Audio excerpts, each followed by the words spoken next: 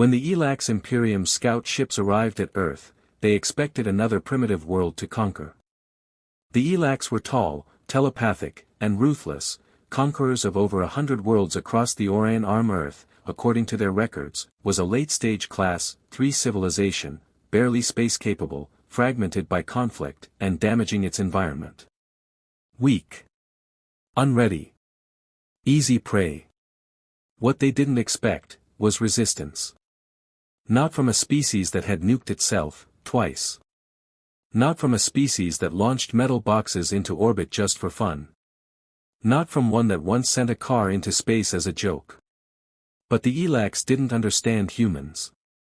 Not yet.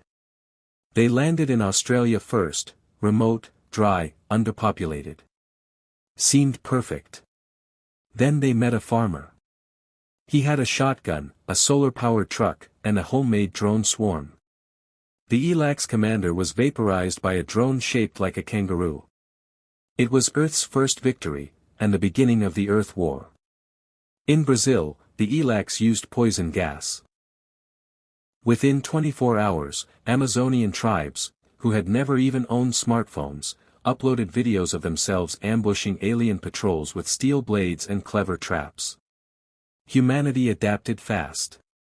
We reverse-engineered their weapons using old laptops. We hijacked alien signals using gaming PCs. We organized through memes, dark web forums, and whisper networks. And when they attacked civilian cities, Earth got angry. The United Earth resistance wasn't planned, it happened organically. Coders in Karachi teamed up with hackers in Krakow.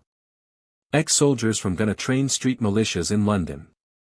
Chinese satellites provided data to American drones, piloted by Ukrainian teens. The Elax relied on a central hive mind, efficient, but predictable. Humans. We were chaos. You can't fight them, said General Koresh of the Elax in a desperate transmission. They don't follow logic. They follow emotion. Insanity. Hope. By year 2, humans had built their first real starship. From crashed alien parts and hybrid tech. They called it, Spirit of Earth. We didn't stop at defending Earth. We took the fight to the stars. We hit Elax colonies. We freed their slaves, insectoids, reptilians, winged avians, and gave them choices. Some of them chose to stand with us. Why do you fight so hard? One refugee asked a human pilot. The pilot, smiling through blood and burns, replied. Because this is our only Earth. And we don't give up. When the Elax High Command fell, their final message echoed across the stars. Earth will never be conquered. Beware the Terrans. The Galactic Council, once silent under fear, gathered once more. They invited a human general to speak. Wounded, scarred, and proud, he walked into the chamber in a patched-up pressure suit, metals clinking. He said only this. We are the children of Earth. We rise in chaos. We fight in fire. We grow in the ruins. Remember that. Epilogue, Earth stands. Humanity never wanted war. But when it came, we showed the stars. We are not special because we're strong. Not because we're smart. Not because we're many. We're special because when everything burns, we still get back up. We are Earthborn. And we never stop. By 2137, Earth had grown powerful. Mars had cities, Venus had orbiting labs, and Earth's first interstellar comms array had finally picked up the signal. It was simple. We are coming. Not to conquer. To blend. At first, Earth thought it was a joke. Until the women arrived. They were beautiful. Flawless. Human. But they were not human. They called themselves the Velmari, a matriarchal alien species with bioskin tech. They could mimic any human woman's face and voice. Governments, corporations, and even celebrity circles were infiltrated quietly.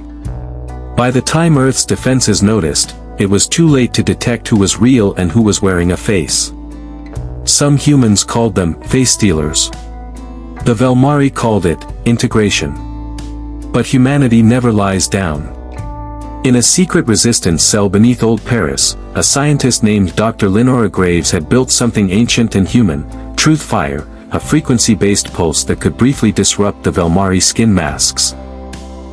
Problem was, using it in public would expose everyone, including innocent people. So Lenora formed a team. Major Rafe, ex-Special Forces. Sarah, a hacker orphan. Caleb, a journalist whose wife vanished, and came back wrong. Their mission, to reveal the Velmari at a global summit, where the alien queen would speak as a world ambassador. Inside the summit, as dignitaries applauded the queen's address, Rafe activated Truth Fire.